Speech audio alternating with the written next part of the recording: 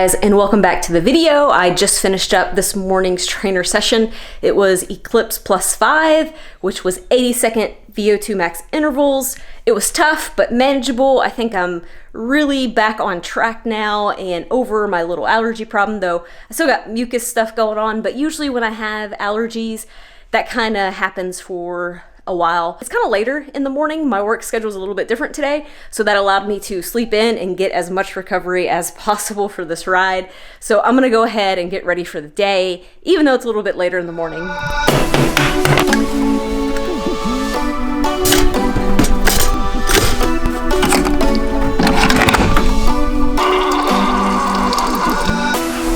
So I want to take a second to tell you guys that I actually ordered a Whoop device. If you don't know what a Whoop device is, basically it is literally a strap that you wear on your wrist. It pulls your resting heart rate, it pulls your HRV, which is your heart rate variability, and it's pulling your sleep data. But that's all it's doing. It's just a band. It's not a watch, it's not a smartwatch, it doesn't do anything else. And there's an app that it syncs this data to, and it gives you some statistics, like it'll give you your daily strain, which kind of gives you an idea of your fatigue level for that day. And then it's going to calculate how much sleep/recovery that you need in order to be able to perform or peak the next day, as it calls it. I was very reluctant to buy one. The reason why is that I first saw it when professional mountain biker Kate Courtney was wearing one. She's posted on her Instagram. She's a sponsored athlete. And she's talked a lot in the past year about she's increased her training load and really focusing on recovery and getting naps and good sleep in order to keep pushing out those hard training days. When you look at Whoop, they actually started by a lot of Major League Baseball players and professional cyclists, Fortune 500 CEOs.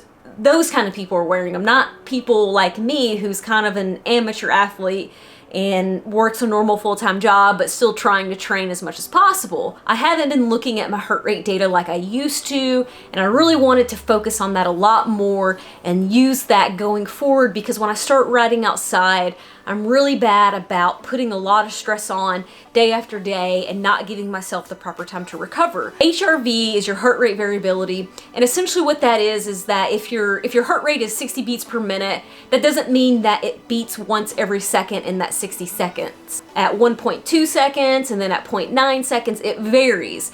The heart rate variability is a number that really kind of gives you an idea of what your level of fitness is like, and if maybe there's some kind of sickness coming on, or if you're really tired. You don't feel so great and that number's lower than normal, it could be an indication that it's time to back off and take a recovery day. I thought it would be really cool to get a Whoop, because then I have something confirming how much I'm recovering and if I'm recovering enough. So my Whoop actually shows up today. However, I am immediately going to send it right back to Whoop and return it. When it first became generally available to like the public, it was $500, okay?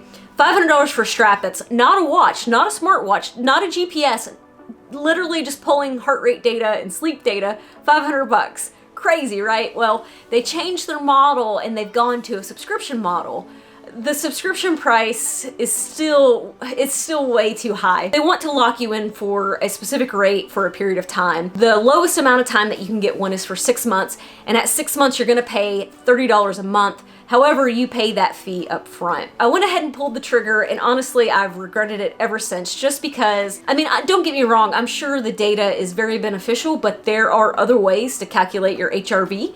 For example, my Garmin Fenix 5S will calculate my HRV. It's just that it won't use the optical sensor to do it. It wants me to wear my heart rate strap. So in order to get my Fenix 5S to do HRV stress, I have to wear my heart rate monitor strap for 3 minutes in the morning and stand and relax for that 3 minutes, and it will calculate that data. I've thought a lot about it over the past couple days, and my whole point of buying it was to see how beneficial it would be to somebody like me who works a full-time job, has outside responsibilities, but still tries to train at a high volume level and still perform well, and see if it could help me, if I could do what it suggests and become a better athlete for it. If the price point doesn't make sense for people like me, then it's not really going to be useful in the long run. So I'm going to continue to look at my HRV data from my Fenix 5S, but I want to say, if you have a Whoop and you're using it, leave a comment down below of what you think of it and if you think it's worth the pricing model. Tell me what I'm gonna do. Tell me how I'm gonna live my life.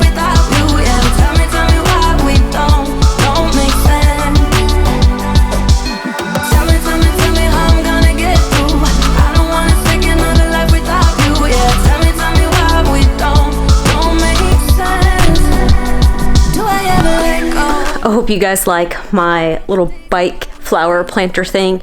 I hate flowers, I hate gardening, I hate all that, but my landscaping has been a complete disaster. So I finally got one cool thing to put in it that I might actually like. So I stepped up to the garage for just a bit to get a quick strength session in.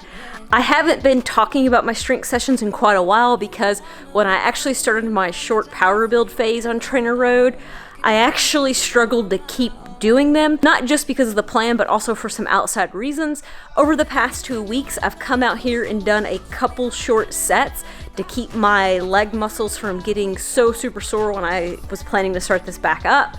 So hopefully I didn't just murder them too bad. Someone watching the videos had mentioned to me that I should split my days between push and pull, and so I actually kind of started that tonight. I've been investigating it for the past couple weeks, trying to figure out what exercises I wanted to do. Basically tonight I was doing the pushes. I'm gonna try on Thursday to do the pulls. So the big difference is that my deadlift is gonna move to the pull, and this is gonna help me do those upper body workouts that I've been skipping a lot. And maybe it'll keep my legs from being so fatigued from one single strength session because I'm kind of splitting them up just a little bit more. So anyways, that's gonna be it for today's video, guys. I hope you enjoyed it, and I hope to be riding outside very soon. Maybe even this weekend. Maybe I'll give you guys a video of me riding outside if it doesn't rain too much. We'll see. But that's gonna be it for today. Hit that thumbs up if you did like this video, and I'm gonna see you guys on the next one.